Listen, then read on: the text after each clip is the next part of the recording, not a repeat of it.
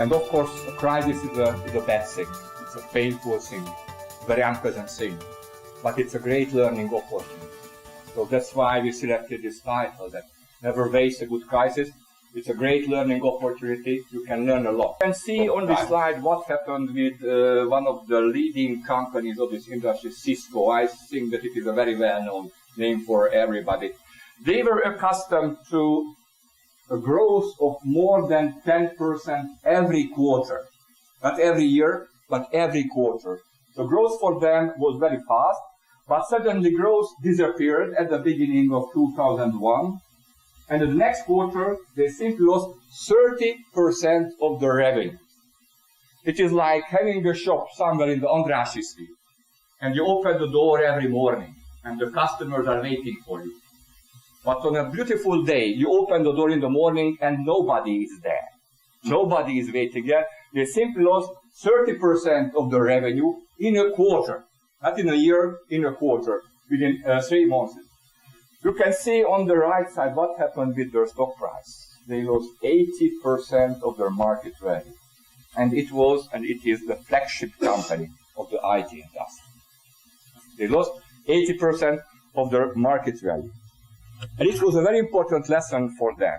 And one of the lessons they learned, and that's why we selected this title to summarize some lessons, is here. John Chambers is the CEO of this company, and he said that in a crisis, cash is king. Cash is king, queen, and the royal family. In a crisis, cash is the most important thing. And you have to understand that you can survive a crisis with an accounting loss, but you cannot survive it without cash. Yes? Because if you do not have cash, it means that at the end of the month, you cannot pay your electricity bill. You cannot pay your suppliers. You cannot pay the salary of your employees. Yes, and it means that you will go bankrupt. So it was a very important lesson for them that it is the right time to open the books about finances and accounting and take care of your cash. A very important lesson, not only for Cisco, but for everybody.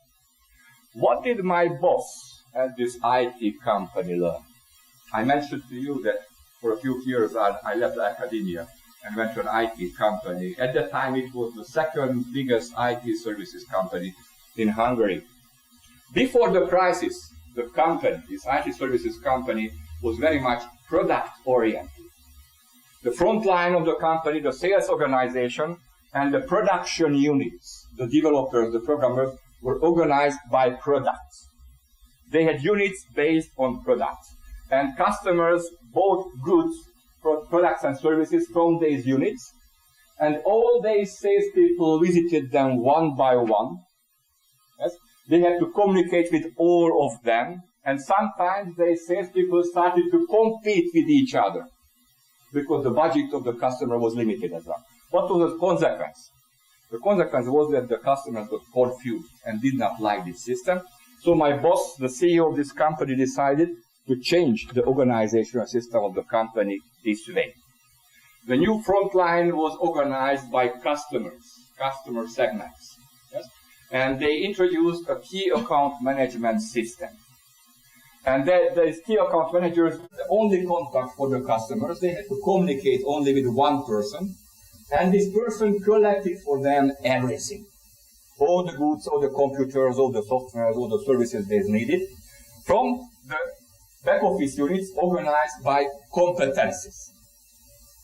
And at the same time, my boss turned the company's organizational chart upside down.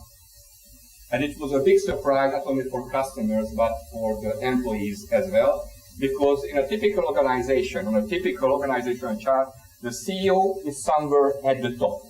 And that's why everybody would like to be a CEO sooner or later, especially MBA students, because the CEO is somewhere at the top. But he turned the organizational chart upside down, and he said that the most important people in the company are in the front line of the company. Those persons who communicate, who fight every day with the customers. Sales guys, project managers, people who work with the customers directly. And everybody else's job is to support this activity. So he recognized that he's in a service position. He's in a service position, and not the frontline people work for them, but he has to work for the front line. Yes. So he turned the organizational chart upside down, yes, put the organizational chart, the new one, on the website of the company, and started to communicate the meaning of it to the customers. And they liked this system very much, but at the beginning, it was not easy to understand for them, and it was not easy to understand for the employees of the company. So it was a very interesting lesson related maybe to organizational behavior and change management and how to change the culture of an organization. Fortunately, the crisis after 2 years was over.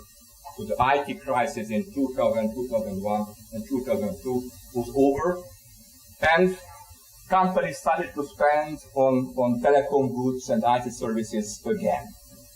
And the profitability of the industry started to grow. So things returned to normal. But we had to understand that there are long-term changes as well. And we had to learn that we live in a new environment. For example, in this corner of this chart, you can see that broadband penetration started to grow very fast.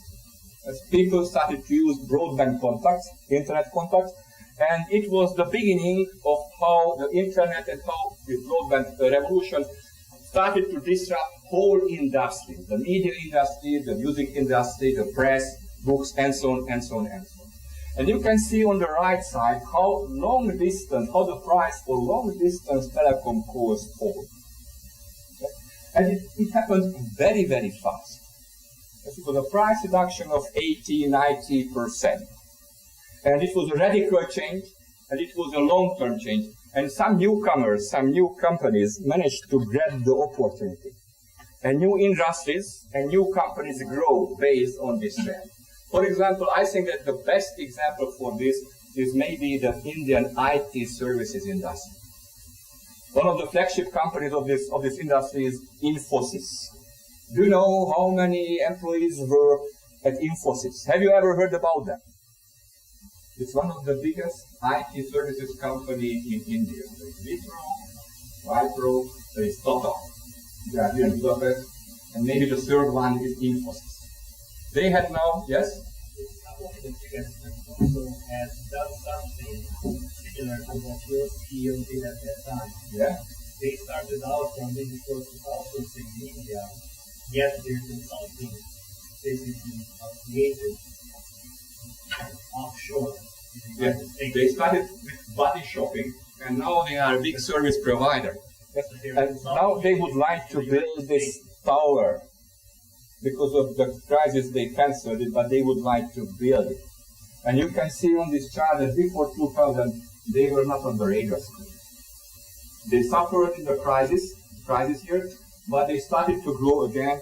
And now they have about 100,000 employees. 100,000 employees in IT services. Do you know, any idea, how many people work in the Hungarian IT industry on the supply side? Because there are some people on the demand side as well, the IT units of companies. How many people work in the whole Hungarian IT industry on the supply side, the IT services side? A little bit more than 50,000. So they are 2 times bigger. These companies, 2 times bigger than the whole Hungarian IT industry. It's a great success, and it was based on this trend. That communication was very cheap, and it was possible to take programming activities and call center activities to India. So it was a long-term trend. The whole crisis, the crisis of the IT industry made it only faster.